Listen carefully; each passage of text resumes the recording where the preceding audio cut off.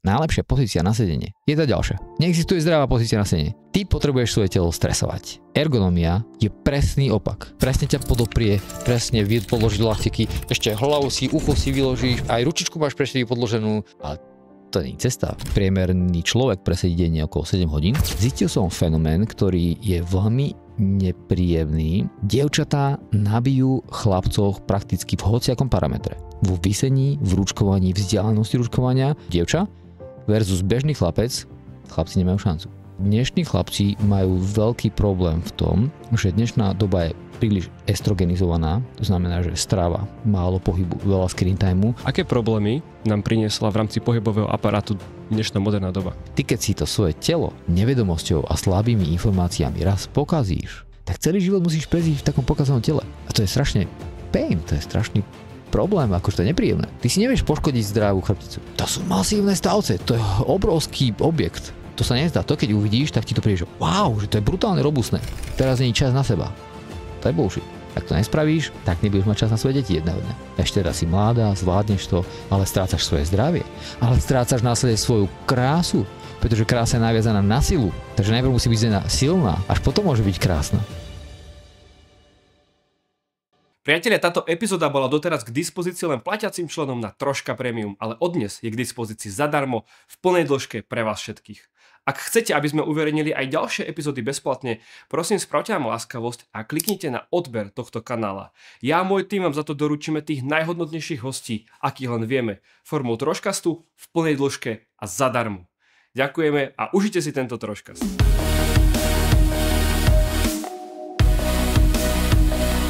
Vlado, vítaj v Troškaste. Ja, pekne ďakujem, ahojte. Vlado, predtým, než sa ponoríme do dnešnej témy, ľudia, čo ťa sledujú, vedia, že sa venuješ nesmiernemu množstvu projektov, ale teraz si predstav situáciu, že kráčaš po ulici, oproti tebe ide človek, čo ťa v živote nevidel a teraz sa ťa opýta, že čo robíš? Ako by si sa predstavil? Keby som veľmi frajerí, tak poviem, že šírim kultúru pohybu. A on sa povie, že ako však to je strašne abstraktné.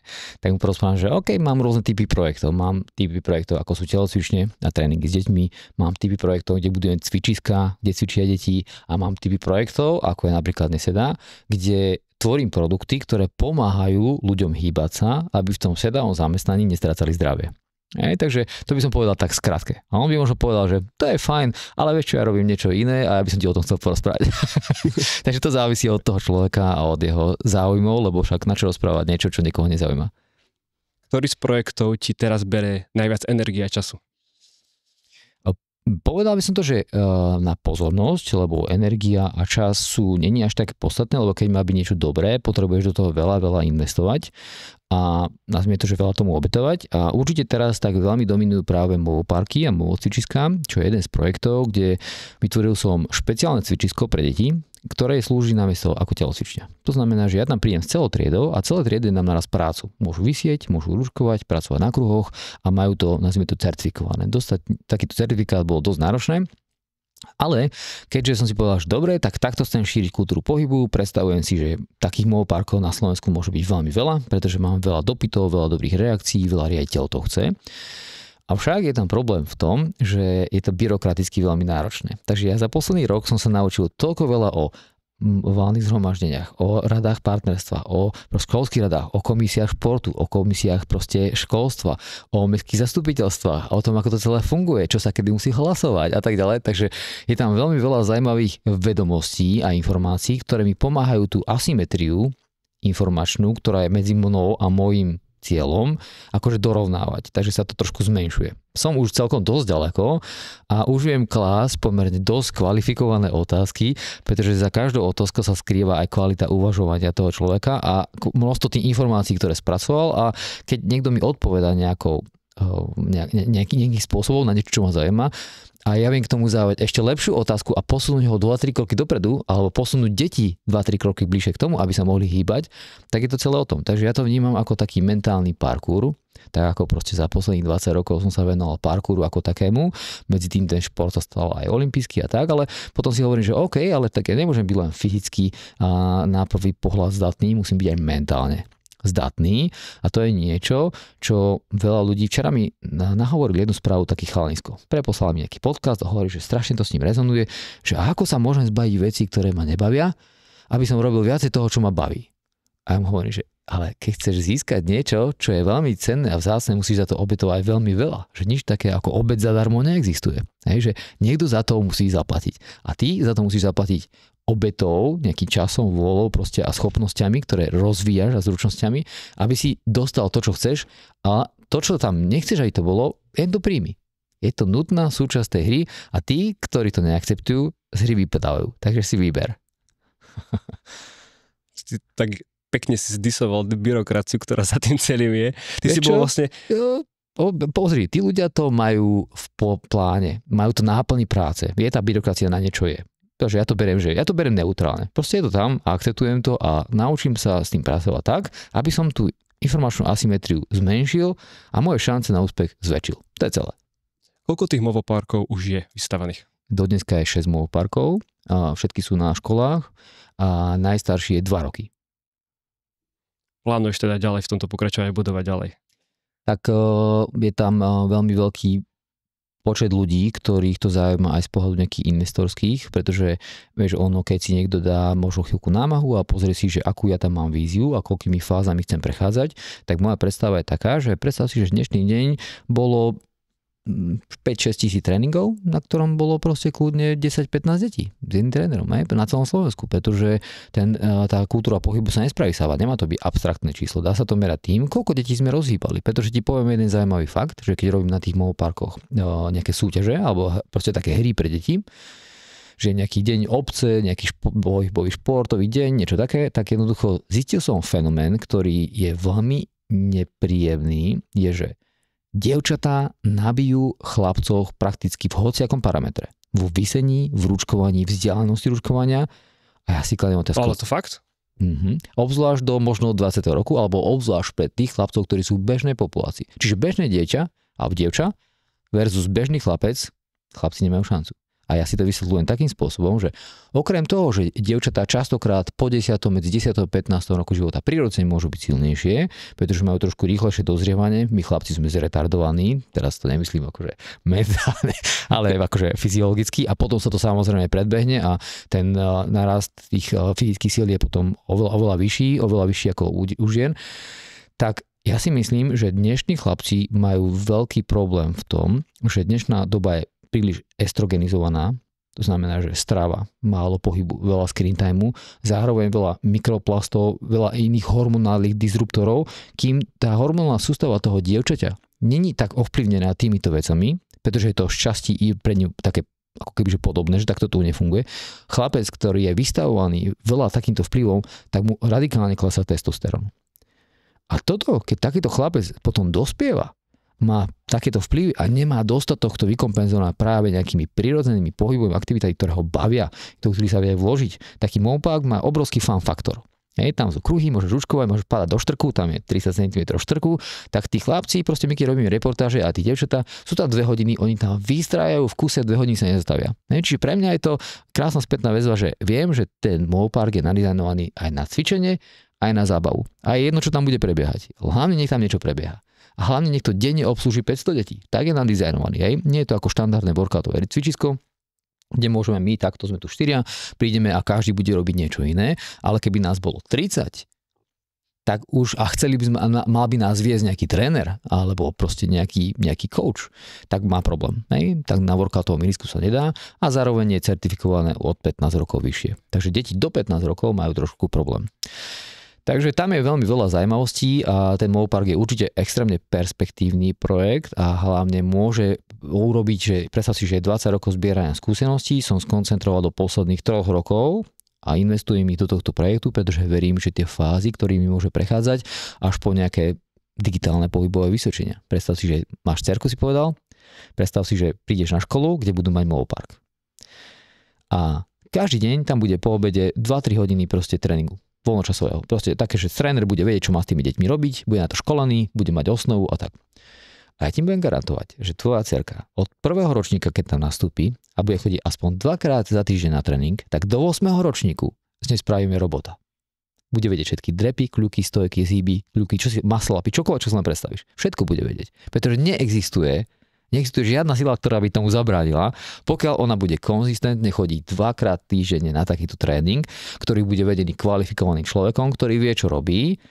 A preto ten systém bude mať aj outsourcovanú tú metodiku na nejaký software, pretože ten tréner príde, ja si nerobím ilúziu, že všetci tréneri budú proste mať kocky na brucha, ale príde, decka, dneska máme tento cvik, tento cvik a tento. A on už dá tú rozcvičku. Čiže on má plán podľa systému, ktorý má pracovať a jednoducho toto je tá vízia, že ja ti budem garantovať, že a ty budeš ešte dokonca vidieť aj digitálne pohybové vysvedčenie svojho dievčatka, a ktoré ti tati, dneska som zvládla cvik z 0,7 na 0,8. Vieme, že je tam škála až do 3,0. Takto to vyzeralo, pozri si to rýchlo tam v aplikácii, že ak som to super zvládla, niekto to zalogoval, nejaká kvalifikovaná osoba a povedal, že áno, tvoja dcerka to dneska zvládla sa zlepšiť, lebo robil kontrolný tréning. Tak si predstav, že v takejto vízii my žijeme, v takomto svete, kde deti zdieľajú s rodičmi svoje nadšenie, vidia svoj kvalifikovaný progres v čase X a zároveň ty máš také digitálne pohybové vysvedčenie, ktoré s ním pôjde proste už ďaleko. No nie je to skvelá vízia? Troška sme už mnohokrát hovorili o dôležitosti pohybu a silového tréningu. Toto som bol ja ešte predtým, než som mal tieto vedomosti. Nevyzeral som zrovna najlepšie a trápili ma bolesti chrbta. Vtedy ma Ziško zobral do parady. Nastavili sme tréningový plán a takto vyzerám dnes. A tento tréningový plán si nechceme nechať len pre seba. Preto sme založili Troška klub. Miesto, vďaka ktorému nebudeš musieť platiť stovky eur za lieky a diety na chudnutie. Nájdeš tu presne tie isté tréningy, ktoré cvičím ja, nezoberú ti veľa času a môžeš si ich zacvičiť aj doma. Klikni na link v popise a získaš 25% zľavu z členstva na prvé 3 mesiace v Troška klube. Teraz späť k Troškastu. Perfektne. Naozaj skvelé. Akože, hneď sa mi vybavilo v hlave to memečko, že shut up and take my money. Jasné. A toto presne sa deje aj na úrovni, že ako ukazujeme aj tie metodické spisy, tie video osnovy a to všetko tam je, hej, to dneska tam je k dispozícii, ale to bude ďaleko komplexnejšie, tak proste keď odteraz tu sedíme a budeme tu sedieť za 2 roky alebo za 5 rokov, tak toto presne už budú zažívať desiatky a stovky detí na Slovensku a proste je to niečo, čo je hodné nasledovania. Nad tým človek rozmýšľa. Ráno, večer ide spať, ráno sa zobudí, proste je vďačný, že môže na tom pracovať. Tá vízia je síce široká, ale krásny je aj ten proces. Hej? Čiže včítanie tých byrokratických obsluží, to je tá daň, ktorú za to musím zaplatiť. To je presne to, že nie je to príjemné, nechcel by sa to robiť, ale musím tomu rozumieť, lebo keď tomu ja nebudem rozumieť, nikto iný to za mňa nespraví. Nebude chápať tej komplexite a k tomu nechápem ani ja. Ak ja tomu viem chápať, tak to viem potom delegovať neskôr ďalej. Čiže môžem potom pracovať na firme, aby som nemusel pracovať len pre firmu. Takže vytváram potom nejaký systém práce a odovzdám ho ďalej, ale je to nutná jazda. Proste je to niečo, že musíš obetovať. Tak ako poslucháčov oslovila táto myšlienka, tak určite nájdú na tvojich stránkach. My sa dnes budeme baviť viacej o tom projekte ďalšom, to je Neseda. A ja som si pozrel ten videokurs, stiaľ som si aj PDF-ka a ty si tam mal taký slajd, že 40 krokov k zdravej životospráve. A mňa oslovil hneď prvý bod. A tam si mal napísané, že každý deň pohyb je dôležitejší ako každý deň jedlo. Prečo? Jedlo na teba vplýva rádovo desiatky minút alebo hodín toho dňa. Ale tá kondícia, na ktorej môžeš pracovať, dneska prídeš do fitka, pozrieš sa do zrkadla, nič. Prídeš tam zajtra, pozrieš sa do zrkadla, stále nič. Ale prídeš tam, povedzme, že o rok konzistentnej práce, o rok už niečo uvidíš. A tá kondícia má extrémny vplyv na tvoju hormonálnu činnosť, na tvoju mentálne. Musel si prekonávať, musel vynaložiť nejakú vôľu sa motivovať. Obuď jednu topánku, obuď druhú topánku, ísť niekam do auta, na autobus alebo niekde a prísť, ukázať sa a niečo urobiť. Je jasné, že zažiješ v roku na najvýš 10-20 tréningov, ktoré sú hviezdne. Hviezdne v zmysle, že nabil si takú super kompenzáciu, že proste sa ti tak navršili tie síly, energie a zregeneroval si dobre, že sa cítiš brutálne silný. Väčšinu času si zlomený, zničený, moc nevládzeš a musí sa premáhať. Čiže jedna stránka je to, že formuje tú tvoju osobnosť, pretože charakter sa nedá budovať cez slabé a príjemné aktivity. Dá sa budovať len niečo, čo musíš prekonávať. Kde sa musíš ukázať, prejaviť tú vôľu a prekonávať nejaký odpor. Mentálny, fyzický, akýkoľvek. Hej? Takže pracovať na fyzickej kondícii je jeden zo základných pilierov zdravého aj mentálneho sveta, ale aj toho fyzického. Hej? Že je to taký spoločný presečník.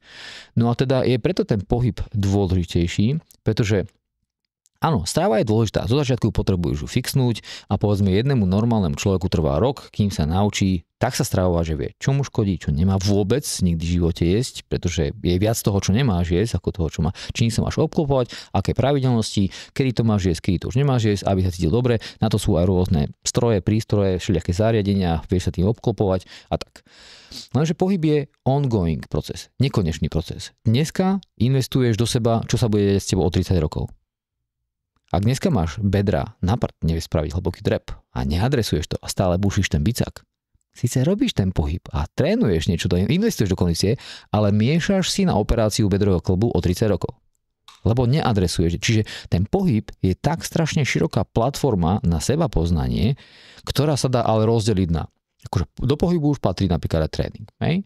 Do pohybu ale patrí aj pohyb za no extra time, že namiesto toho, že pôjdeš výťahom, pôjdeš pešo.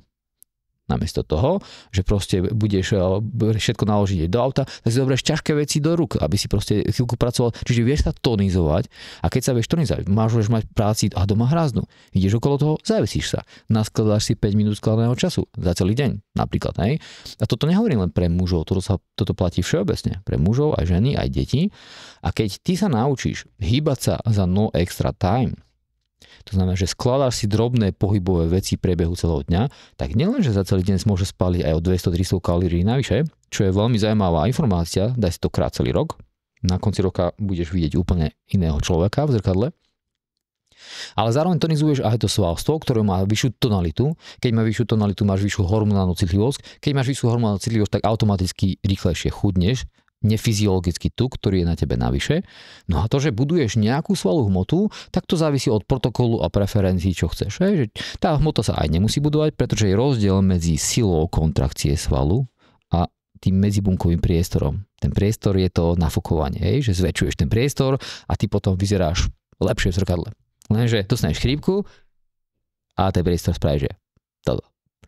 Ale nič to nezmení na tomto, na tej sile, tej kontrakcii a obzvlášť, aká tá sila je kontrakcie medzi klbami, šlachami, väzami, úponami na nejakých dlhých svalových reťazcov. A to celkovo rozhoduje o tom, že keď ťa dáme na nejakú platformu, že ideš niekde zápasiť alebo prejavovať nejaký komplexný pohybový vzor, tak sám sa ukáže, kde sú tvoje ako kebyže medzery. Takže keď sa vrátime späť k tej tvojej otázke, že prečo je to dôležitejšie, mal by si jesť dvakrát za deň. V tom lepšom prípade. V tom horšom trikrát. A to je celé. A ty sa to končí. Najedol si sa, zjedol si to, vieš, čo máš zjesť, vieš, že z toho nepriberáš, nemáš toho zbytočný tuk navyše, vieš, že dobre regeneruješ, že máš mentálne, nie si chorý, máš to vybavené.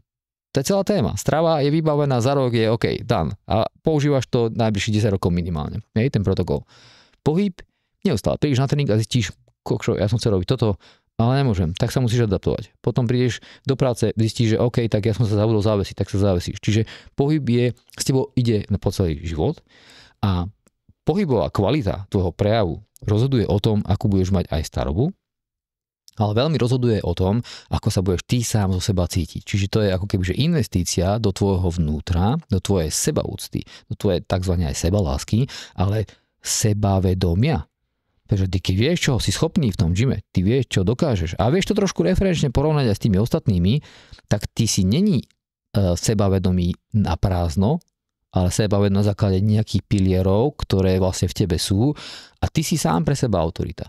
Ty nemusíš nikomu nič dokazovať, pretože ty vieš, že to vieš, ty si to dokázal či už pred sebou, hlavne stovky krát a jednoducho sa postupne kontinuálne zlepšuješ, ale príde aj bod v živote, kedy sa nedá stále niečo zlepšovať a stojí oveľa viacej to vedieť vôbec udržať. Lebo keby si chcel ešte viac to zlepšovať, tak musíš ešte viacej možno znásilniť niečo, o niečo si ubrať a od niečoho si ukrátiť, aby si na niečo získal na úkor toho. Čiže musíš niekde niečo obetovať. No a ten, kto chce žiť harmonický život a chce mať aj peniaze, chce mať aj rodinu, chce mať proste aj svoju nejaké sebarealizáciu, chce mať aj kondíciu, zdravie, estetiku a tak ďalej, musí obetovať veľmi veľa pre tejto oblasti a každý deň proste musí do nejakej dôležitej, ako keby že pomyslenia nejakého bankového účtu niečo vložiť. Venovať sa cerke, venovať sa proste manželke, venovať sa potom nejaké aj sebe, pretože keď nás počúvajú aj nejaké matky a otcovia a oni necvičia, pretože si povedia, že sú zaneprázdnení, majú veľa práce s deťmi, musia sa im venovať, tak to nie je tak. Opak je pravdou.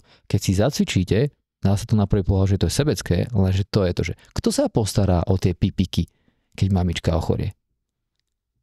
Čo budú robiť tie pipiky, keď mamičke sa niečo stane? Takže mamička musí byť tá silná, ona si musí ukradnúť hodinku času pre seba denne, musí do seba nainvestovať, aby mohla niečoho darovať, dávať, rozdávať sa, aby bola silná mentálne, fyzicky, emočne a inak. To je, pohyb sa rovná vklad aj do nervovej sústavy. Nervová sústava strašne rozhoduje o tom, kým sme, aký sme silní. Poďme ďalej. Stalo sa to aj tebe, že si došiel do nejakého štádia, že sa už nemôžeš ďalej zlepšovať v nejakej oblasti? A ako si to znašal? Určite by som si chcel predstaviť, že viem parádnejšie plenče a všelijaké takéto silové prvky a tak ďalej, ale to si vyžaduje pomerne dosť intenzívne pracovať na špecializovaných pohyboch a potom ti to tvoje telo dá najavo. Bolia ťa viac kríže, bolia ťa viac ramena, vyliezajú ti ramena, sú mimo klbnej nejaké ako kebyže stability a potom musíš sa zaoberať tým, že musíš to vrácať späť. A potom si povieš, že OK, no tak ja na tom budem pracovať tak priebežne, nebudem na to tlačiť, nebudem hrotiť a prepínať to. A keď sa to aj nenaučím, tak sa s tým musím zmieriť, alebo sa to naučím v nejakej medzipodobe. Tak budeš mať tuk planche alebo niečo takéto.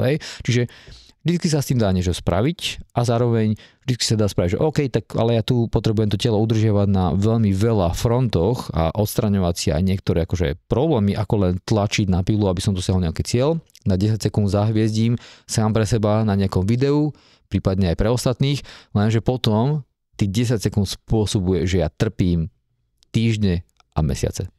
Takže čo je potom dôležité? Tak si povieš, že OK, ale však ja trpím aj, viem trpieť aj progresívnym alebo zmysluplným spôsobom, nie nezmysluplným. Takže potom si to ľahko vymeníš a povieš si, že OK, no tak budem na tom pracovať, ale priebežne. Jak sa bude dať? A proste je to proces. Nie je to, že zmyslom nie je ten cieľ, zmyslom je ten proces. A keď sa s tým stotožníš, tak vlastne je všetko OK. Aké problémy nám priniesla v rámci pohybového aparátu dnešná moderná doba?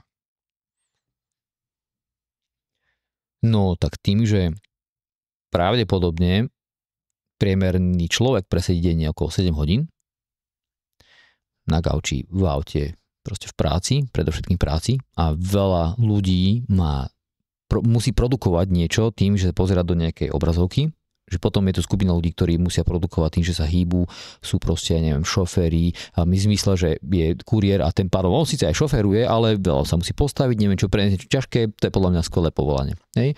Čiže málo ľudí má také povolanie, ktoré im dovoluje sa hýbať. Musí niekde kráčať, chodiť, ponáhľať sa trošku proste a tak ďalej.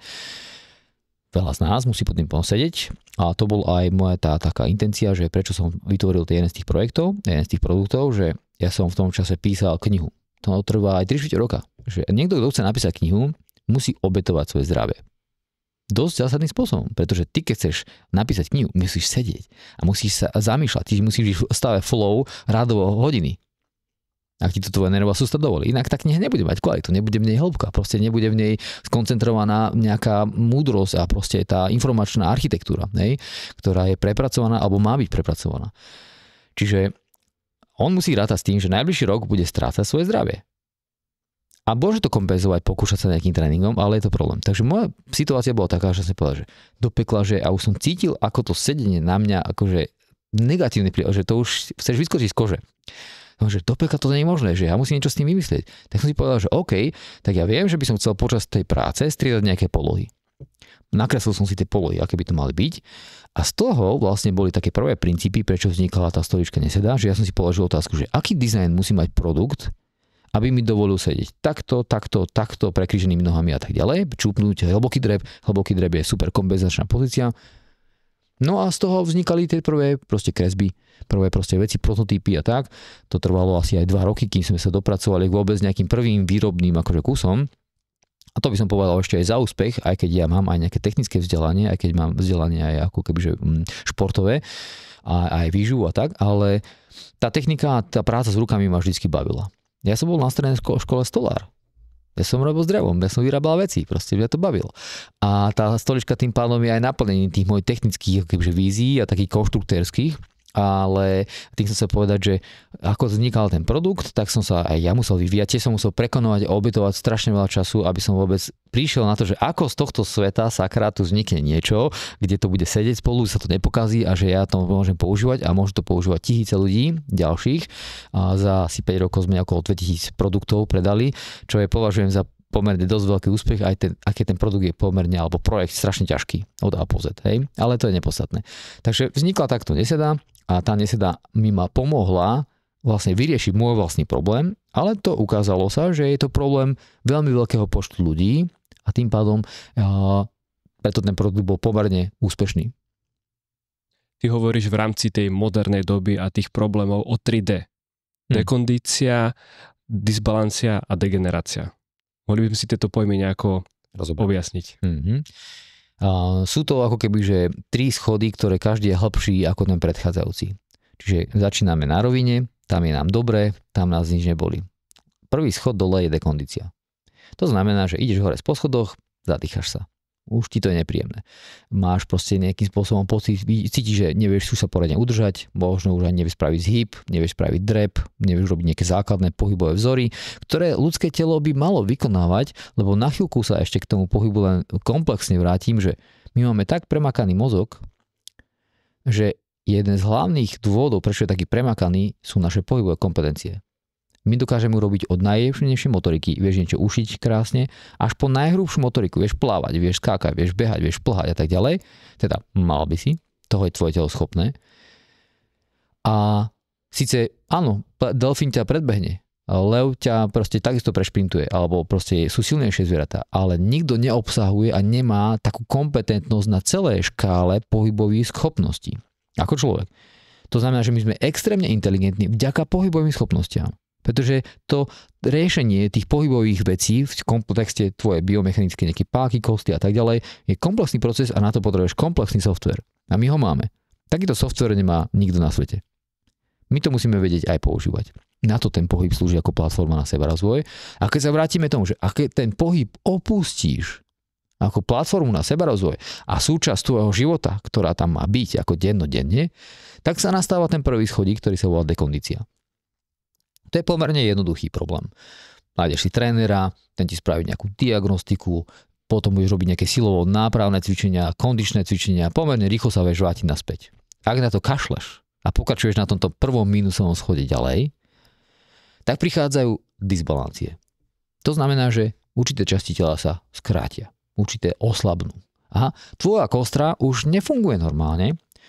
A čo môžeš spraviť najhoršie, je, že v tomto už minus druhom schodíku sa rozhodne, že no, ja to zvrátim. Tak začnem aspoň behať. Víkendoví bojovníci, prípadne bežci, je to najhoršie, čo môže spraviť na toto minus druhom poschodí. To môže spraviť na minus prvom poschodí. To je OK. Ale na minus druhom, keď si už po skracovaní, už si ani nedočiahneš proste na nohu, už ani nevieš proste vysieť, už máš šľako poskracovanie, už máš krk vypadnutý takto vpredu. Ty už potrebuješ úplne inú starostlivosť a komplexnejšiu, architektonicky ako informačne komplexnejšiu. Už s tebou by mal pracovať niekto, kto sa rozumie trošku aj fyzioterapii, kto sa rozumie silovému tréningu a viete navrátiť aj minimálne do toho prvého schodu, ti odstrániť tie disbalancie, vyrovnáť ťa trošku, lebo keď na tomto minus druhom schode budeš pokračovať ďalej v tom behu, ktorý je veľmi asymetrický a veľmi prehlbuje mnohé usedenie disbalancie, lebo sedením 7 hodín za deň, ty sa adaptuješ, ty si špecialista na sedenie, to je vrcholový športovec na sedenie. 7 hodín denne, vieš čo to je adaptácia? A teraz si to daj krát 1 rok, krát 10 rokov, možno od 5. veku života sedíme v laviciach. Dosť veľký objem času. Vieš, ako to má vplyv na tvoju pánu, na tvoje svaly vo vnútri chrbtici a tak ďalej. Tie svaly potrebujú dostať, zabrať, potrebujeme ich natiahnuť a tak ďalej. A mal by si vedieť ako. To sú vedomosti, hej, komplexné. Takže minus druhý schod je dosť už náročný na opravu, stále to je samozrejme možné, už to nebude ale trvať rok alebo pol roka, to už môže trvať roky, podľa závislosti, či keď si bol ten vrcholný športový nasadenec 2 dekády, tak si rátaj, že 5 rokov to budeš dávať dokopy, hej? Alebo 4. Si ochotný zaplatiť za tú takúto daň? Obetovať to? No keď nie, tak rátaj, že tá operácia toho bedra kolena príde oveľa skorej. Možno, že už je na ceste, možno, že už cítiš kríže, možno cítiš tie opotrebované kolena, pretože sa opotrebovávajú nefyziologicky, a keď začneš behať, tak to opotrebovanie ešte prehlbíš. Toto ti musím ukázať. Samo ohrievajúce sa jedlo. Ja viem, znie to šialene, ale je to naozaj tak. Tu hore to prepichneš a samo sa to zohreje na 60 stupňov. Ak si rybár, turista, dobrodruh, toto je tvoja záchrana. Toto jedlo je 100% prírodné, bez konzervantov a skvelo chutí. A ty ako posluchač troška z toho môžeš získať s 10% zľavou. Pri nákupe na webe www.bearfood.sk zadaj zľavový kód TROSHKA a zľava je tvoja. Kúpou tohto produktu podporíš Troškast. Ďakujeme a späť k rozhovoru. Čiže to behanie samé o sebe je neutrálna vec. Nič proti tomu nemáme. Každý pohyb je neutrálny. To je jak nožík. Ale s jedným nožíkom sa porežeš a s druhým si niečo neurobíš nejakú brutálnu vec, ktorá je užitočná pre teba a pre druhých. Hej? Takže vlastne každý pohyb je neutrálny. Každý OK. Ešte aj to, čo tu máme za sebou. Ale keby si to hádzal aj ľavo, aj pravo. Ale dobre, to vedľa. Pointa je teda v tom, že ten minus druhý schod je teda už veľmi náročný na opravu, už to zaberie oveľa viacej času a treba na to už aj ďalších ľudí, ktorí ti pomôžu.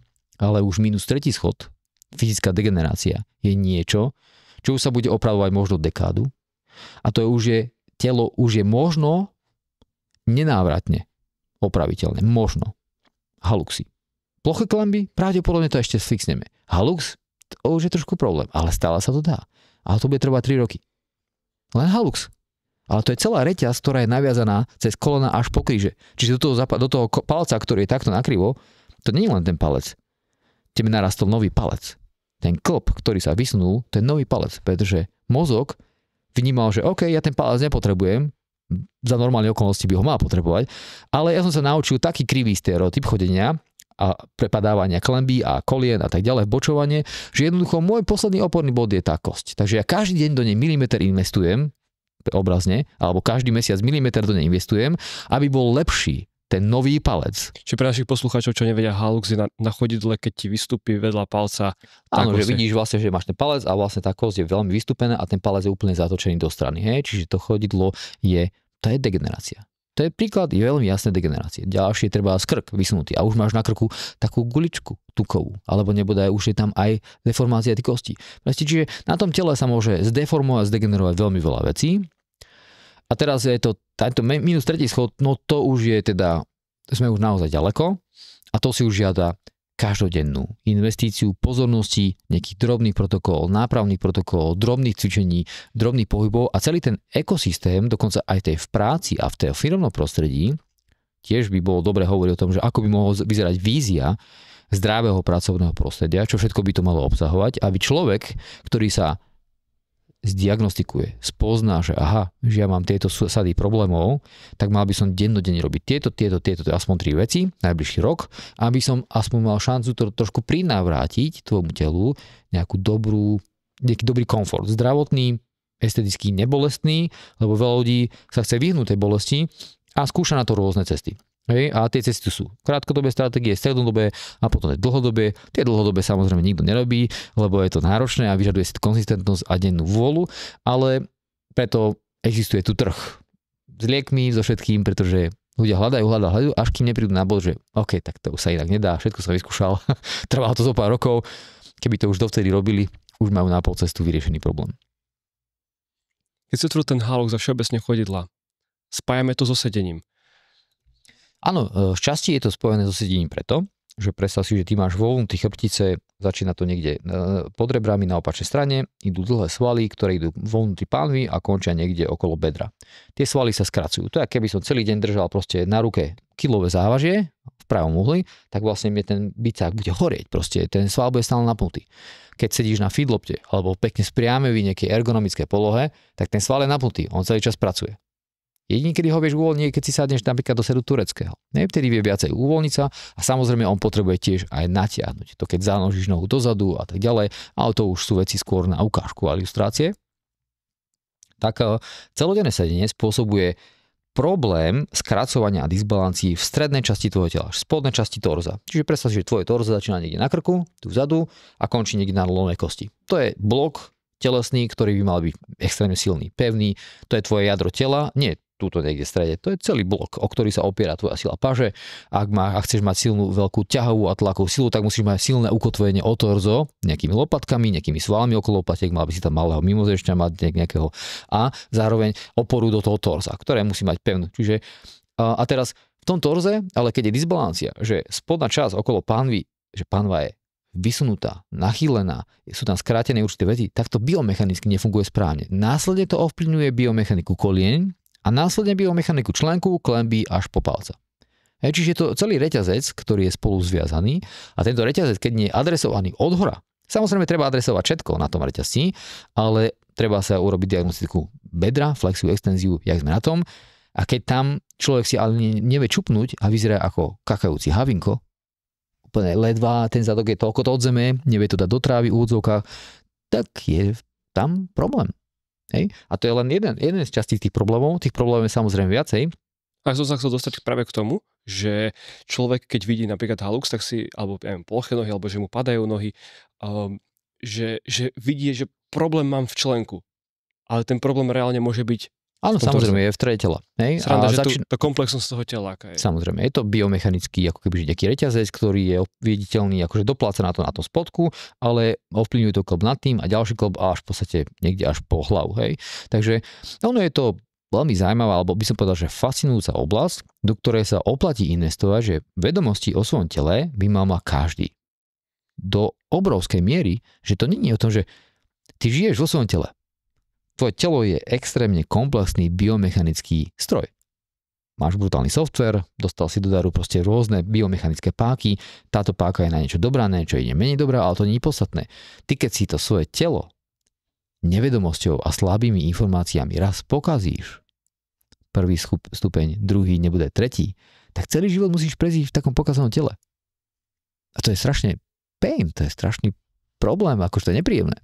Takže investovať do seba cez platformu pohybu, tak ja mám takú otázku pre všetkých vždycky. Alebo aj pre teba, čo sa pozeráš. Si ochotný denne 20-30 minút do seba investovať pohybovo. Stačí aspoň 30 minút. Ale keď tam nemáš ani len 30 minút na seba vyhradeno denne, tak sa nemáme o čom baviť. Končila debata.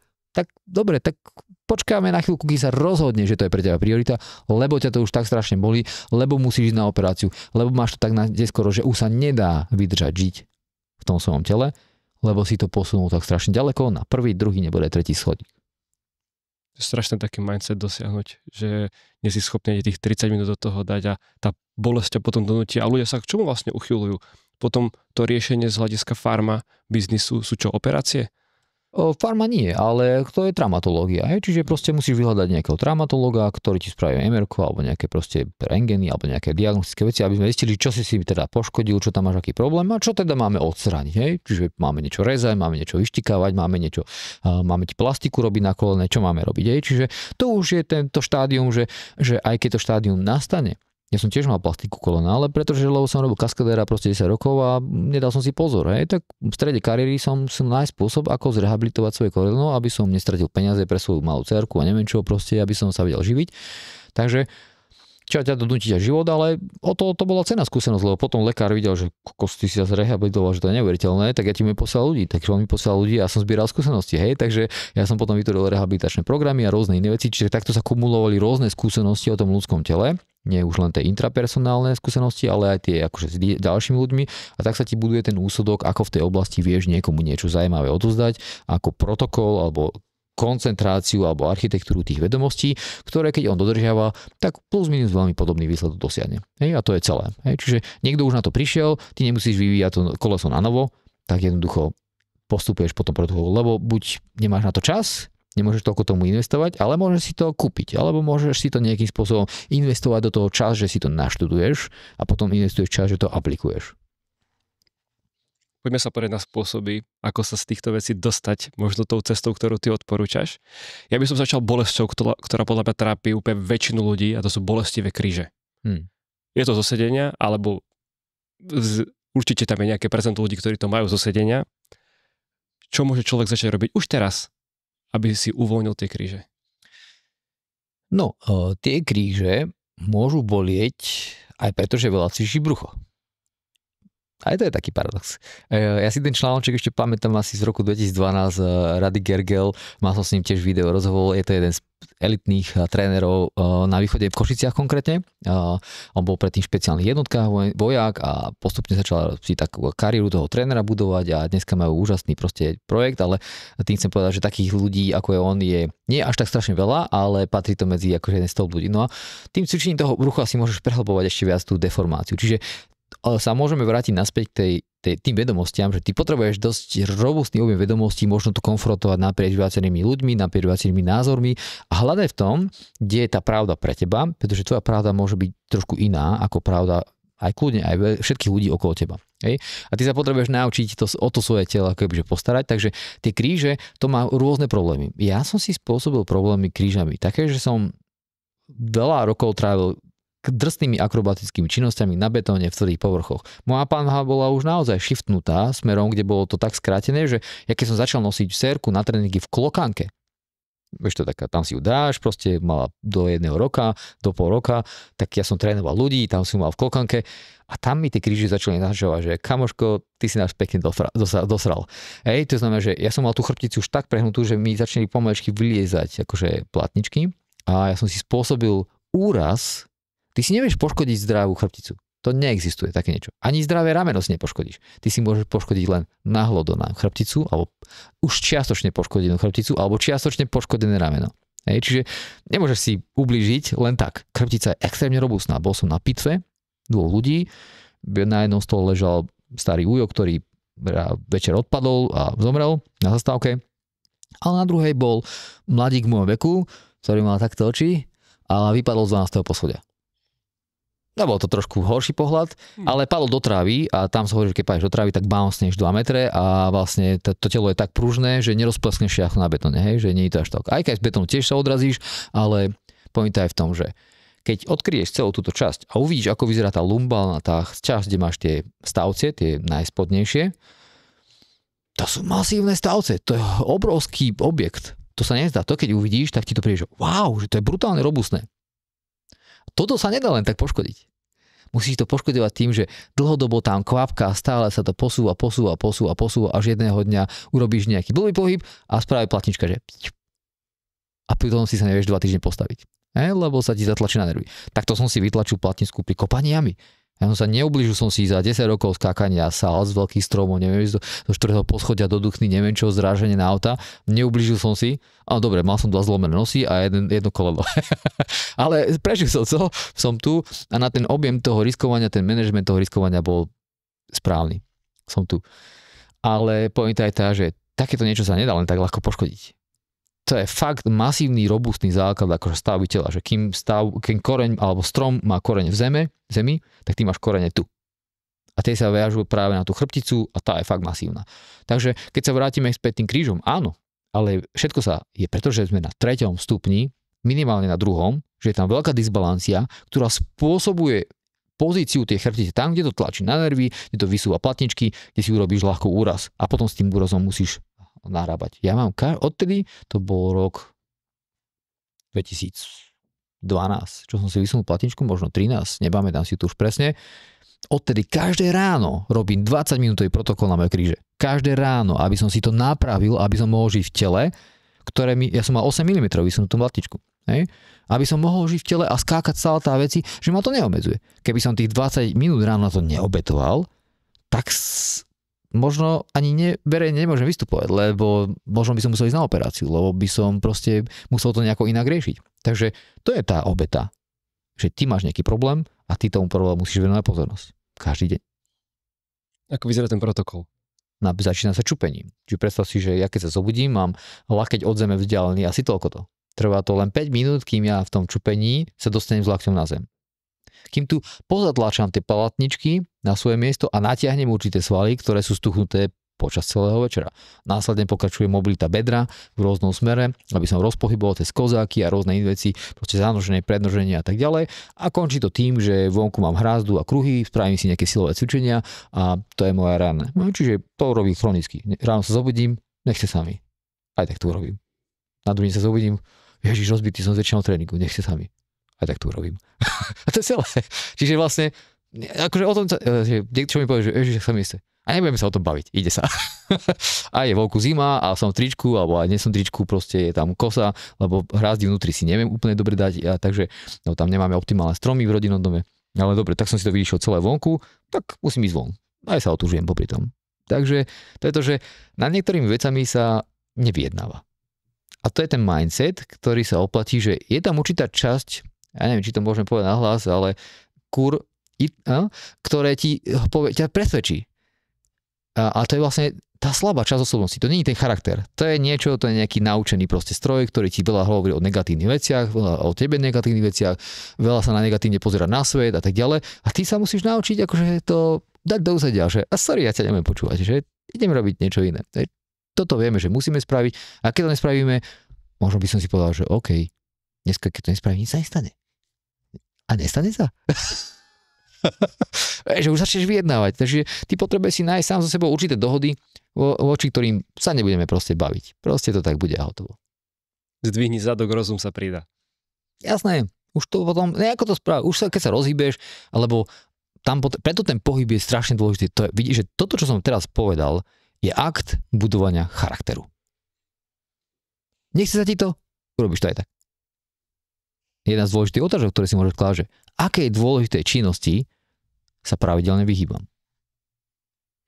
Povedz si to v rodinnom živote, vo výchove dcerky, povedz si to proste v pracovnom živote, v zarábaní peňazí, v projektom vedení tímu, vo svojej kondícii, povedz si to na všetkých fieldoch, ktoré máš, ktoré sú dôležité, keď chceš mať ten harmonický život vyvážený, lebo nemusíš mať vyvážený život. Môžeš mať jedného extrémne veľa, napríklad peňazí. A preto musíš takisto veľa obetovať. Aj to budeš mať. Ale potom skončíš tučným bruchom, s pokaženými krížami a s degenerovaným telom. Pretože tento rozdiel, ktorý si načerpal tu, si neinvestoval tu. Takže nemôžeš mať nárok na harmonický život. Aj tie peniaze, ktoré si zarobil, následne musíš investovať do tých zabudnutých oblastí, aby si to prinavrátil, čo už vôbec nemusí byť reálne. Lebo možno si už príliš ďaleko na to. So sebou si sa vyjednával, toto teraz není priestor na to, jak tá mamička, hej? Teraz není čas na seba. To je bullshit. Ak to nespravíš, tak nebudeš mať čas na svoje deti jedného dňa. Ešte raz si mladá, zvládneš to, ale strácaš svoje zdravie. Ale strácaš následne svoju krásu, pretože krása je naviazaná na silu. Takže najprv musí byť žena silná, až potom môže byť krásna. To je proste tak. Ak žena nemá silu, fyzickú silu, ktorá je budovaná svalmi, a teraz nehovorím o tom, že má žena mať svaly, to nie je podstatné. Musí mať kondičku, ktorá je prejavená, že vie urobiť zhyb, aspoň 3. Hej? Tak nech tie svaly vyzerajú tak, ako treba mať na 3 zhyby. Nám je to jedno, my nevieme, ako to má vyzerať. Každá kostra má iné propozície, máš rôznu trošku predlochtia, bicepsové kosti, dĺžku rúk. Tá kostra bude vyzerať inak, keď máš o 10 cm dlhšie ruky a tie svaly, ako keď máš kratšie. Hej? Nech si to tie svaly zariadia, ako potrebujú. Takže to je ako keby, že taká postojová stránka, že je to také zdravé sebectvo. Ty tvrdíš, že drep by mal byť na predpis. Že je to terapeutický cvik. Prečo? V čom je taký zázračný?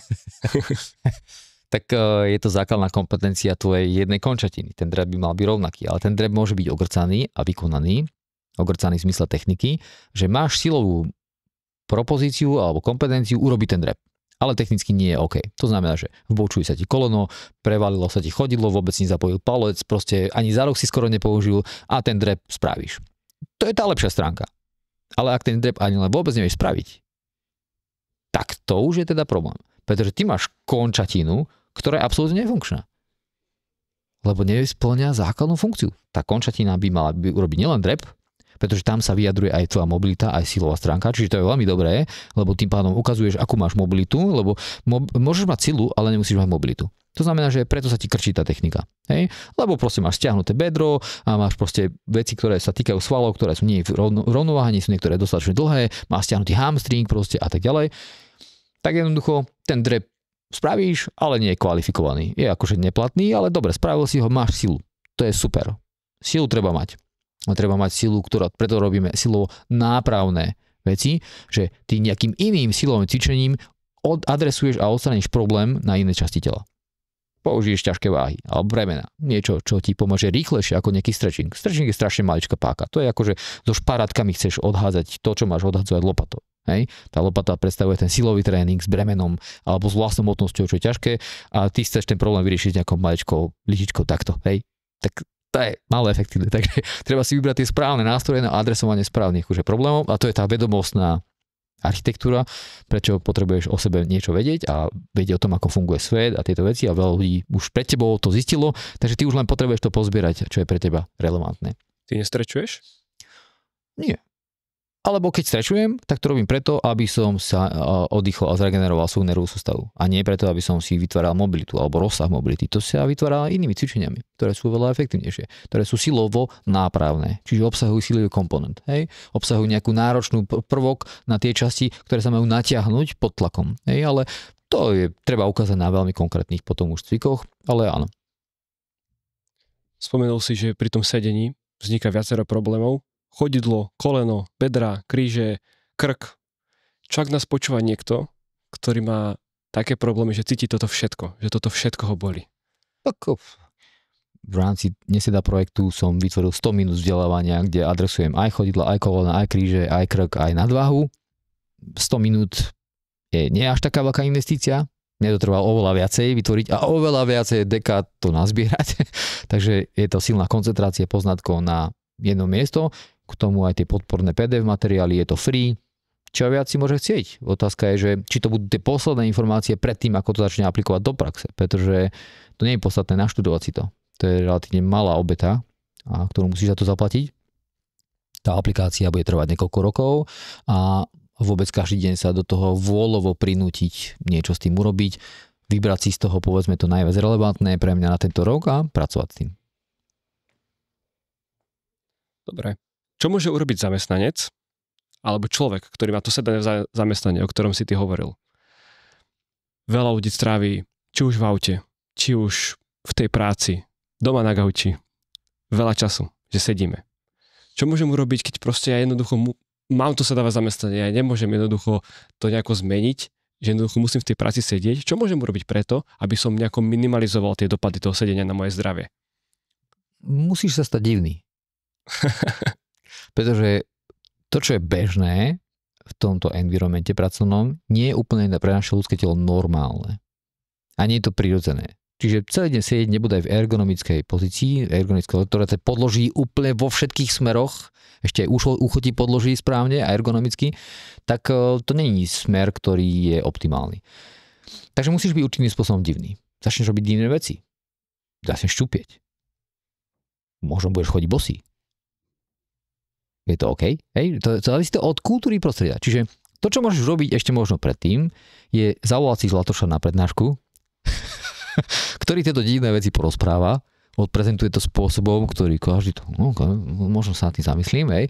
A potom to možno osloviť niekoho z toho vyššieho manažmentu, ktorý by mal vplyv na tú kultúru firmy, pretože to prostredie tej firmy by malo vyzerať doplnené o mnohé elementy. Kruhy a hrazda je základ. Mal by tam byť. Ideš do kuchynky, mal by tam byť kruhy. A hneď vedľa hrazda. Keď už je hrazda, kruhy sú automaticky. Mal by tam byť, že cesto na WC by mal byť monkey bar. A mal by tam byť nakreslená láva, že keď sa nepreruškuješ, tak nemôžeš ísť na vecko. Predstav si, to je kompetencia základná, že tvoje ruky vedia preruškovať niečo, aby si sa niekam dostal. A teraz poviem na chvíľku príbeh, že videl si niekedy, odbočím, ale bude to relevantné. Videl si niekedy primáta, ktorý by chodil do fitka? Iba človek. Čiže človek si vymyslel nejaké starilé formy precvičovania svalov, nebudeme to hodnotiť, či je to dobré alebo zlé, ale primát nikdy nechodí do fitka. Nikdy nebenčuje. A neviem, či vieš, akú má asi zhruba sílu šimpanz, taký 50-kilový. Dáme tomu. Neviem, či si niekedy videl šimpanza s chorobou srste, keď mu vypadajú chlpy a ako vyzerá. To som videl, áno. OK. Videl si, ako vyzerá taký zabijak. Dosť nepríjemný pohľad, no? To je dosť drsné. Keď si predstavíš, že aký chlpatočký maličký 50-kilový chocholúšik. Ten chocholúšik ti na šupu otrhne ruku z ramena. Ťahom. On má extrémnu ťahovú silu, nie je toľko až tlakovú. Ťahovú preto, lebo veľa používajú ťah a visenie a hangovanie, čiže celý ten reťazec polopatku má tak obrovskú silu, že to bežný človek nemá nikdy šancu v živote natrénovať, aj keby mal neviem akú obrovskú ruku. Práve že o to horšie, pretože o tej sile nerozhodujú tie svaly, ale o tej kvalita toho šlachového klbného aparátu a sila tých kostí v oblasti toho klbu. Takže keď sa k tomu vrátime, čo robia? No celý deň sa hýbu. Je ďalší príbeh zoo v Bratislave, keď im donesli obrovský kmeň, asi 10 chlapov musel doniesť obrovský kmeň, preniesli ho dovnútra a tam ho položili. Je tam alfa samec, ktorý išiel okolo ako nové veci a za jednu ruku to potiahol ten kmeň 1 meter. Keď robili výskum na opiciach, že chceli vedieť, že akú majú naozaj tú ťahovú silu, tak vytvorili dynamometer a ten umiestnili do zoo. Predtým to testovali veľké chlapí, proste silní, proste rugbysti a tak ďalej, potiahli s 2 rukami, vygenerovali nejakú hodnotu, neviem, 250 V, ja to nepamätám tie parametre, ale čo si pamätám, že išlo okolo nejako náhodne samička, potiahla to jednou rukou a vygenerovalo 350 W. Oveľa viacej ako dospelý muž s 2 rukami. A to bolo len, že by the way, že si to potiahla. Takže samozrejme, šimpanz s tebou nebude bojovať, akože, vieš, štandardný nejaký technikou, nejaký BJJ, on ti spraví čokoľvek, on by ťa zlikvidoval za 3 sekundy. Ale v tých 3 sekundách zažiješ peklo, pretože sa hovorí, že chceš radšej dostať bitku od 2 trénovaných mužov, ako od jedného šimpanza.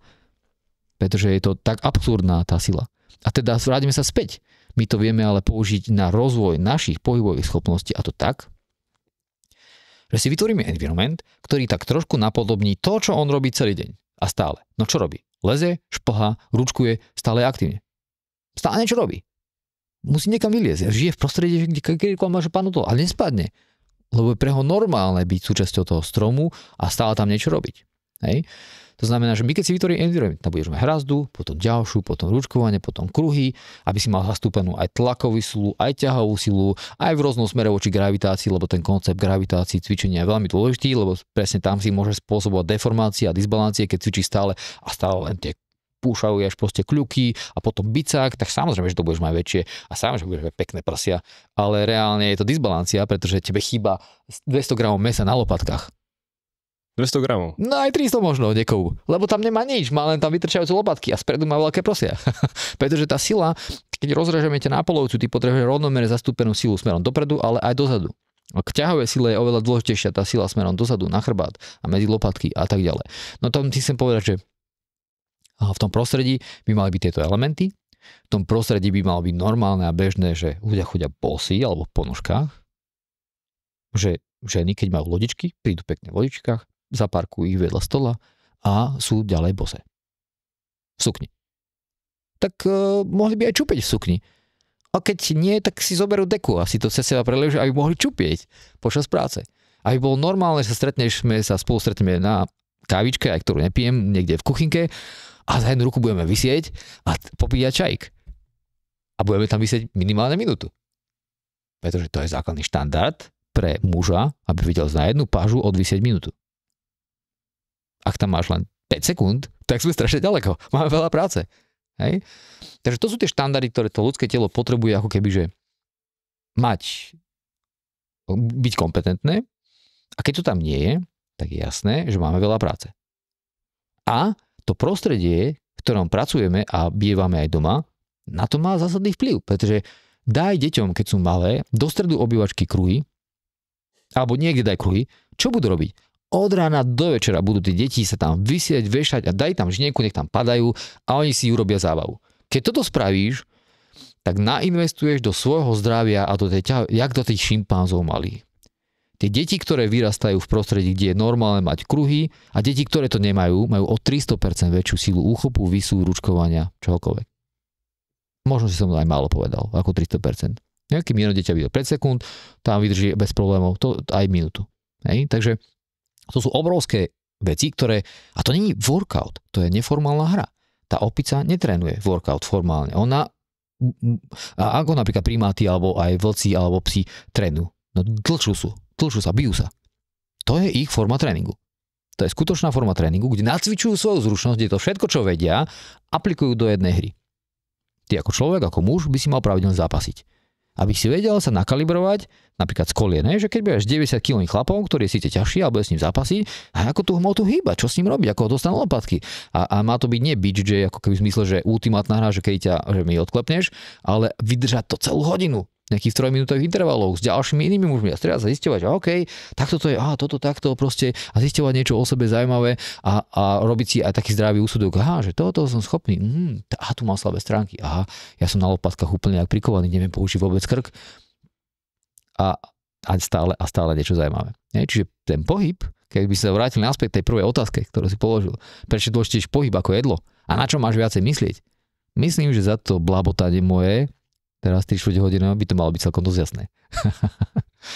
Sa mi to páči tá myšlienka, lebo ako o tom opisuješ, tak to nie je nejaký extrémny zásah do toho napríklad kancelárskeho prostredia. Však to len, aby viseli presne nejaké, ja neviem, rebriny, hrazdy, kruhy.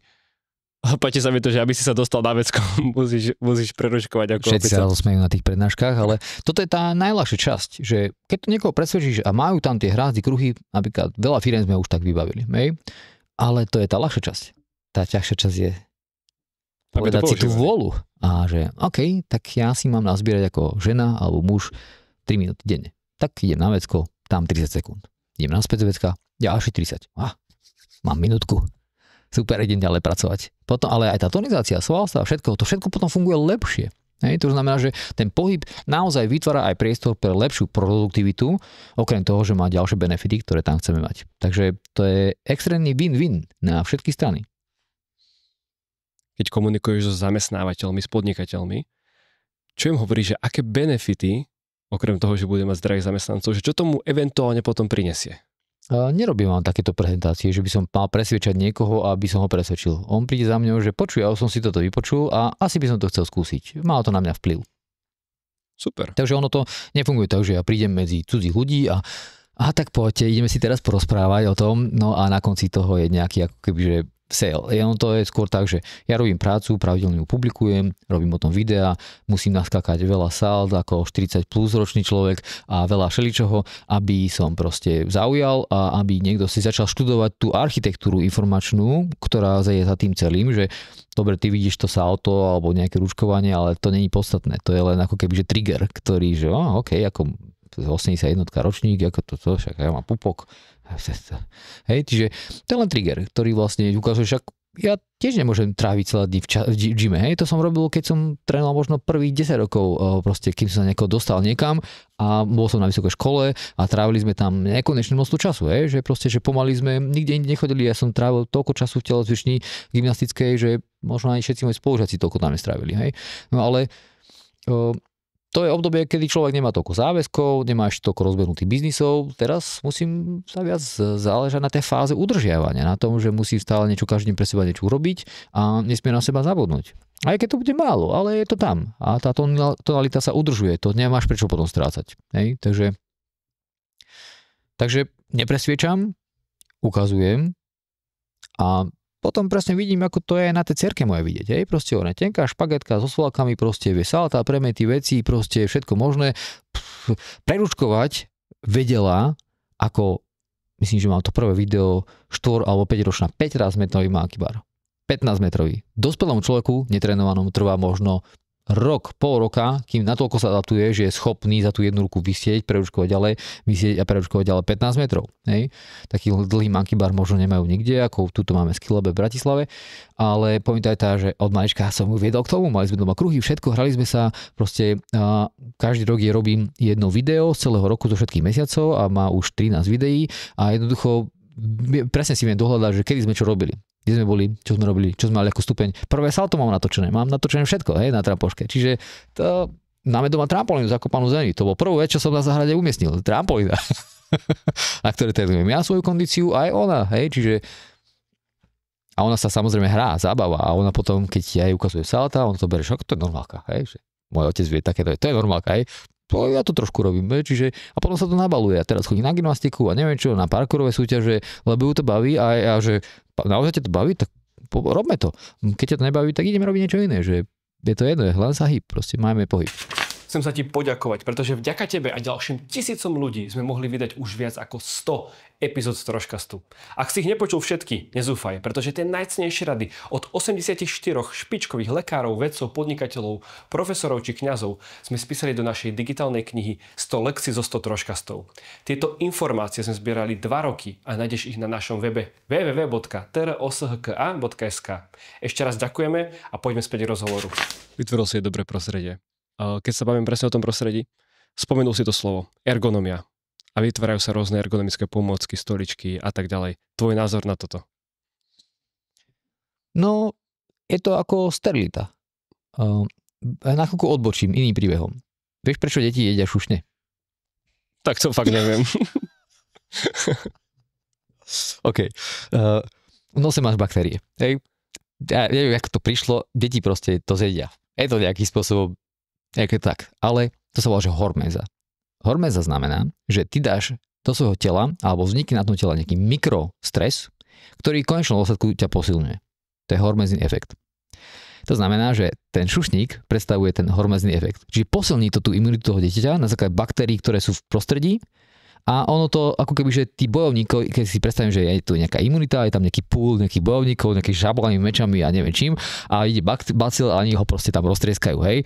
Ale keď sú tí bojovníci krémoví, nevýkonní, práve sú opití nejakým cukrom, alebo proste tam majú, ale si to nevidí na ten bacil, proste, že aj vyhol nejaký nožík a niečo si, tak proste máš nevýkonnú imunitu, hej. Môže byť rôznych dôvodov, vyplývajúcich zo životosprávy a nedostatočnej kondície, slabá tá armáda. Takže vlastne, keď sa vrátime späť, ty potrebuješ svoje telo stresovať. Ergonomia je presný opak. Ergonomika presne ťa podoprie, presne podloží laktiky, ešte hlavu si, ucho si vyložíš proste, aj ručičku máš presne podloženú, či si presne zakonzervovaný. Môžu ťa dať rovno do ako múmiu niekam. Ale to nie je cesta byť v takomto niečom 7 hodín. Proste to je peklo. Nielenže pritvrdíš a rozvinieš tie disbalancie oveľa viacej, nebodaj si z toho urobíš nejaký otvorený kinematický reťazec v podobe feedlopty, ktorá je voľná a ešte viacej ťa nutí za tie svaly, ktoré sú vnútri už skrátené chudiatko už 2 dekadami, 3 dekadami sedenia a ty si tam prdneš ešte feedloptu. To je čisté peklo. A potom, nebodaj, si pôjdeš ešte aj zabehať. A feedlopta je tiež zlá, hej? No pretože ona je dobrá na zábavu, uvoľnenie, povedzme 20 minút. Je super. Ale nie na celý deň. Čiže najlepšia pozícia na sedenie je tá ďalšia. Neexistuje zdravá pozícia na sedenie. Kľudne nech je tam tých 20 minút aj tá ergonomická. Nie je to jedno, je to v pohode. Na pol hodinku, na 3/4 hodinku. Je to OK, ale nie na celý deň. Čiže ty potrebuješ za celý deň vystriedať veľa pozícií a mali by existovať v to-do liste také pozície sedenia, ktoré vieš, že ti niečo odstraňujú, čo máš problém. Čiže tá ergonomia je niečo, čo je síce super, ale ako som povedal, najdražšia pozícia na sedenie je tá ďalšia, takže tá variozita musí byť veľmi vysoká a to prostredie by to malo dovolať. Preto aj tá neseda tak vyzerá, ako vyzerá a preto súčasťou tej nesedy alebo toho projektu je to tvorenie toho environmentu, ktoré zabraňuje fyzickej degenerácii, lebo inak počas toho sedavého zamestnania to zdravie strácať budeš. Už si to spomenul počas tohto rozhovoru, ale ešte to zopakujem. Ty si teda so svojím týmom vyrobil stoličku. V čom je táto stolička výnimočná? Že ti dovolí striedať tie pozície.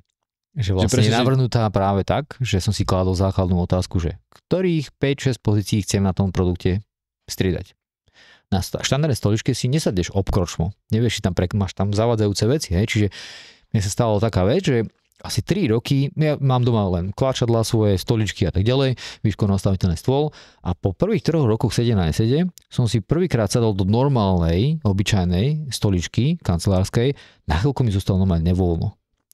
Nejaká škrupina, ktorá by ťa obalila, ktorá ťa úplne že zomkne ako kazajka a že ty sa tu nebudeš chýbať. Že ty tu len pekne seď. To bol môj prvý pocit po 3 rokoch sedenia na nesede. Že tak si zvykneš na tú voľnosť pohybu. Takto si klakneš a tak ďalej. Že jednoducho je to pre teba, už sa to stane súčasťou teba a prirodzenou súťažou, že ty stále si hľadáš nové pozície a samozrejme popri tom challengeuješ sa, lebo musíš niečo vyprodukovať aj, takže hľadáš ten pomer medzi tým, že niečo musíš vytvoriť a medzi tým, že nestrácaš zdravie. A toto je pekný konsenzus, že to nie je ani kompromis, lebo kompromisu nikto nie je dobré na tom. Konsenzus je tak, že všetci s tým vieme žiť.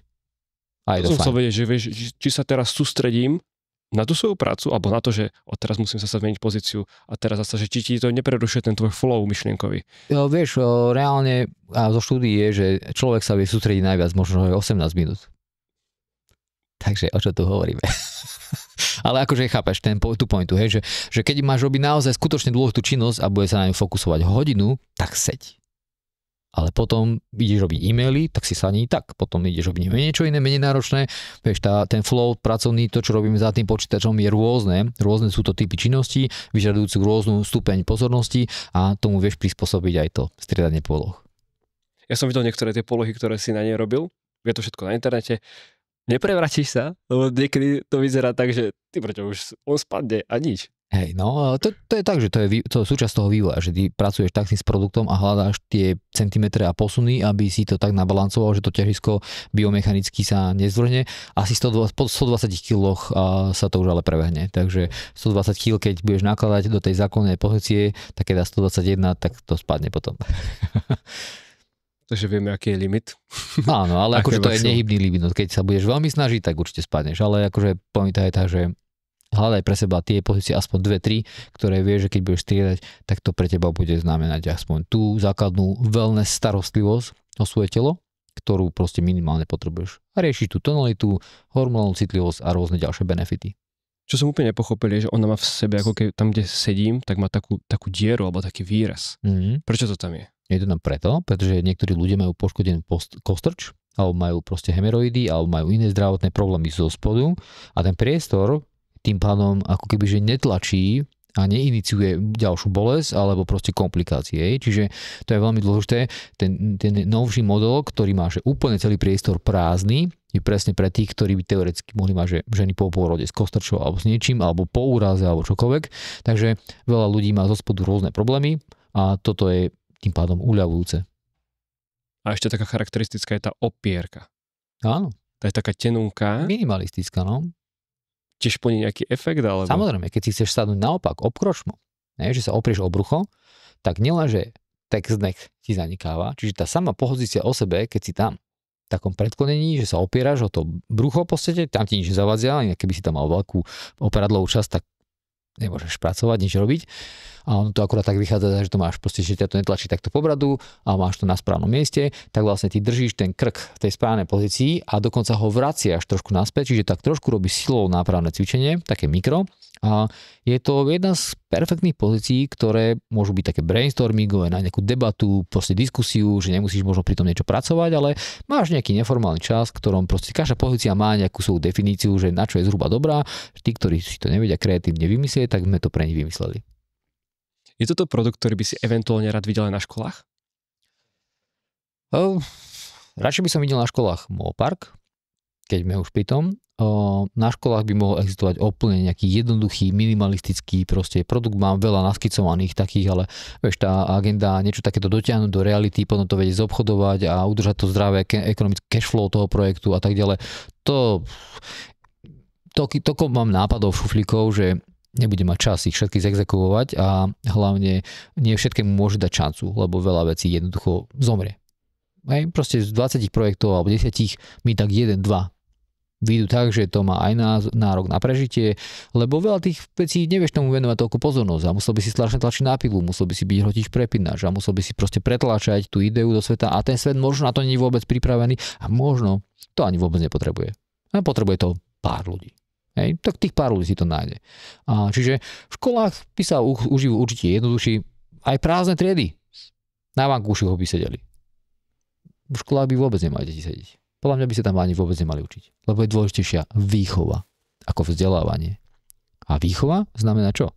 Aby sa lepšie deti naučili stravovať, aby sa naučili hýbať, aby sa naučili o seba starať, aby vedeli, čo majú mať, aké kompetencie, aby sa vedeli veľa hrať a nech sa učia napríklad nejakým integrovaným vzdelávaním. Že tam rozbijeme sklo na schvál a deti sa naučia, no tak to vypočítajte, aký je to rozmer.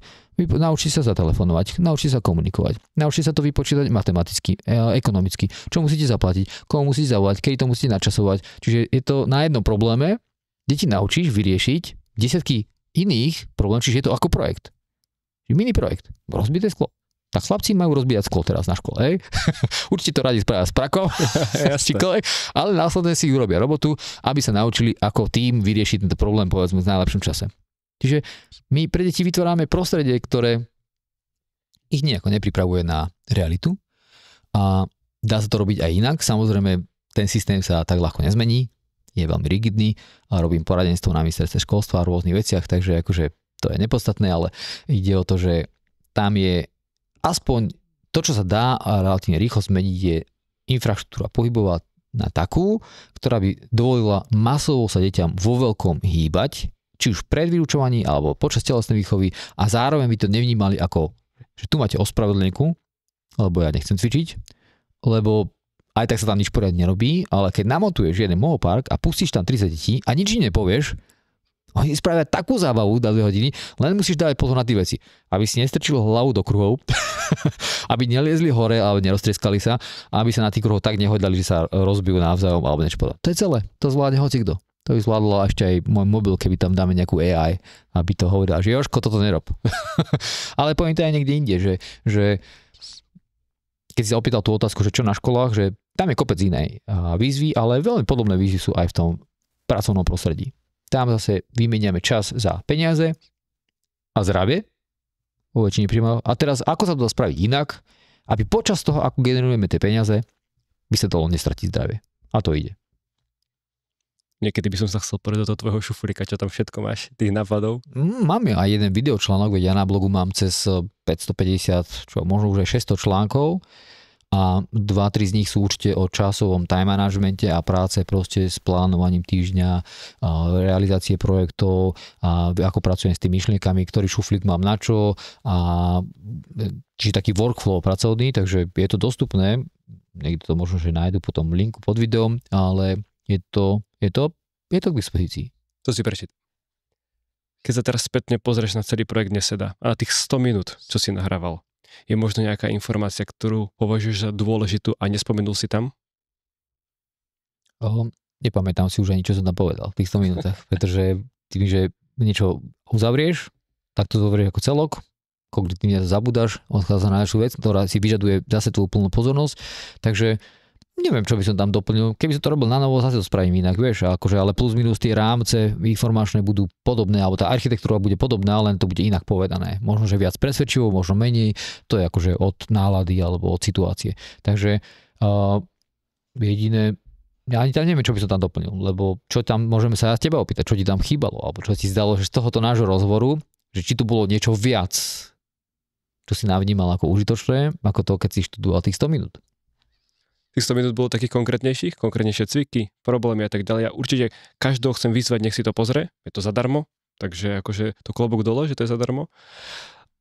Táto epizóda doplňala niektoré veci, určite, príbehami, skúsenosťami. Páčilo sa mi to veľmi. Chcel by som sa teraz porieť do budúcnosti. Aká je tvoja vízia? V časti som tu prvú časť vízie porozprával. Išlo o tú detskú víziu, o tom, ktorá sa týkala priamo teba, že čo môžeš zažiť so svojou dcerkou alebo so svojimi deťmi, ktoré môžu objavovať svoj pohybový potenciál, a keďže to môžu objavovať aj spôsobom, ktorý už je naviazaný trošku aj na tú digitalizáciu, pretože tomu sa naše deti nevyhnú a sú toho pevnou súčasťou, a vnímam to ako neutrálnu vec, pretože dá sa to použiť aj na pekné a dobré veci, tak ako ten nožík.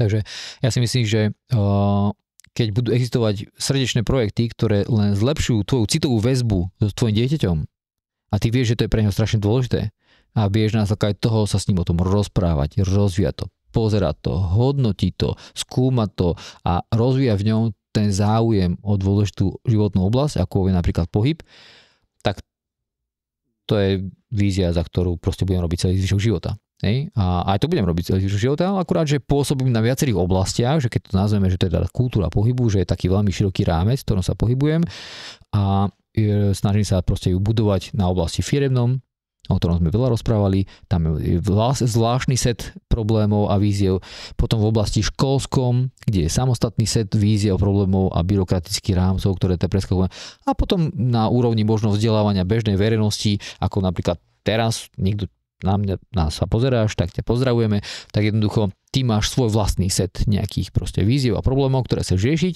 aj keď napríklad vstupuješ buď do jedného alebo do druhého priestranstva. Takisto máš aj svoje vlastné nejaké interpersonálne výzvy, ktoré chceš challengeovať a riešiť, a k tomu, čo ja robím, je, že ja ako keby, že šíriteľ kultúry pohybu a zdravia, ja skôr sa pokúšam definovať taký hodnotový rámec, aby sme si povedali, toto je viac dôležité, toto je menej, ktorý ti pomôže sa pozrieť na svoj život tak, aby si sám usporiadal ten rámec podľa seba, ale zároveň ti to pomohlo žiť zdravý, naplňujúci život, v ktorom máš dosť nervové sily bojovať aj s tými vecami, do ktorých sa ti nechce, aby si bol ochotný zaplatiť za to tú daň, lebo vieme, že ty potom môžeš zase ovplyvniť strašne veľké množstvo ľudí v niečom dobrom, Čiže každý jeden človečík, ktorý nás pozerá, má obrovskú dar a obrovskú silu niečo meniť, len si ju v sebe musí objavovať. Čiže to je práca smerom dovnútra.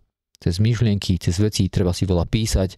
A keď sa ti páčilo niečo na tomto podcaste, treba si ho vypočuť ešte raz a zapísať si na papier najsilnejšie myšlienky a opakovane sa k ním vrátiť za týždeň. Doplniť si tam niečo nové a na tom základe stavať ďalšie myšlienky a z toho si skladať tú vlastnú, či už architektúru tých presvedčení, vedomostí, myšlienok, ktoré sú strašne cenné a všetkého, čo potom ťa obklúpuje vnútra, lebo to je tá investícia do toho charakteru, do toho všetkého a potom sa ti ľahšie v tom hodnotovom rámci rozhoduješ. A prečo vlastne mám ísť cvičiť?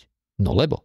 Hej, že už o tom ani nepochybuješ. Kdežto keď to tam nemáš, tú architektúru, aj si to nenapísal, len to nejako prešlo cez tvoju hlavu a popri tam ti do toho lieta nejaký vnútorný démon, ktorý ti rozpráva všelijaké negatívne veci o tebe, o svete, o ľuďoch a tak, akí sú zlí, aké to ťažké, aj sa to neoplatí a chod si kúpnuť Netflix. Tak proste, aspoň sa upokojíš, vyskroluj si trošku, no tak proste preskroluješ sa o 30 rokov niekam ďalej a už to svetielko života bude slabo svietiť. Už sa ti bude ťažšie zmierovať s tým, že čo si robil sakra tých 30 rokov, lebo má si robiť niečo iné. Takže ja som skôr ten, ktorý pomáha usporiadavať ten hodnotový systém, aby sme sa tu mali trošku lepšie. V tom hodnotovom systéme sú obsiahnuté, že toto je dôležitejšie, asi to budeme ceniť viacej skupinovo ako niečo iné. Keď si budeme ceniť, že chceme mať zdravšie potraviny, tak a prejaví sa to na úrovni štátu, že štát podporí, že vy nebudete platiť žiadne dane, žiadne DPHčky. Produkujte to. Vypočuj si podcast o tom, ako vzniká zdravá strava. Chalanisko, ktorý robí farmu Madonna, produkuje mlieka a dvojkové, čiže také bezalergické, má tam pomaly 200 kráv, len 700 000 eur ročne stojí jedlo pre tie krávy. Vieš, koľko musí vyprodukovať navyše peniazy, aby toto vedel si zaplatiť a úverovať to a neviem čo, traktory, veci, všetko. Čiže ja to som povedal, že problémy sú pomerne dosť komplexné nášho sveta, ale to vôbec nevadí, pretože všetky veci, za ktorých stojí, sú komplexné, ťažké, ale keď máme dobrý hodnotový rámec, tak sa do nich radi pustíme a sme ochotní trochu aj trpieť, alebo aj veľa trpieť, a veľmi ochotní sme obetovať seba pre ten problém, pretože naše hodnoty nám hovoria, že toto stojí za to. A ja zistujem, kto som vďaka tomu. Zistujem, aký mám charakter, čo som schopný. Čiže sú to platformy ďalšie na seba poznanie, lebo si vytvoríme, že tak do tohto sa ja pustím, ja radšej budem akože naivný, nebudem počúvať všetci, že ja si to nejako preverím. Hej? Že všetci, to je ťažké, to nerob.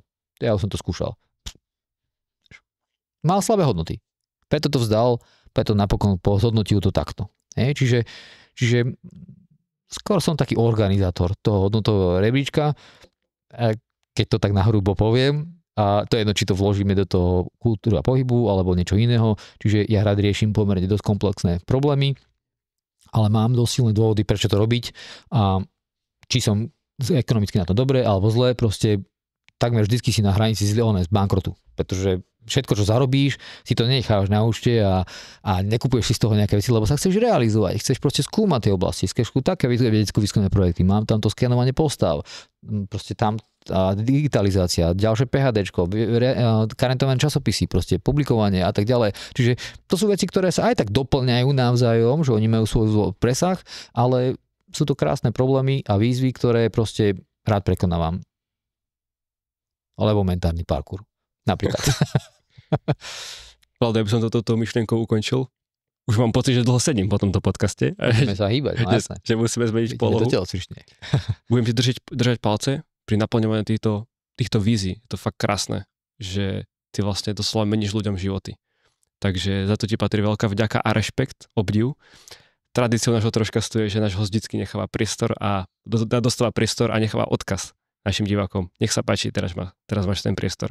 Už ho nevyužijem, pretože som ich povedal veľa a verím, že každý si z toho zobral niečo pre seba, niečo ho chytil za srdce a posledný odkaz je zober papier, zober ceruzku, vypočuj si to ešte raz alebo čokoľvek, čo s tebou rezonuje, zapíš, obkluj sa tým a stávaj svoje vnútro.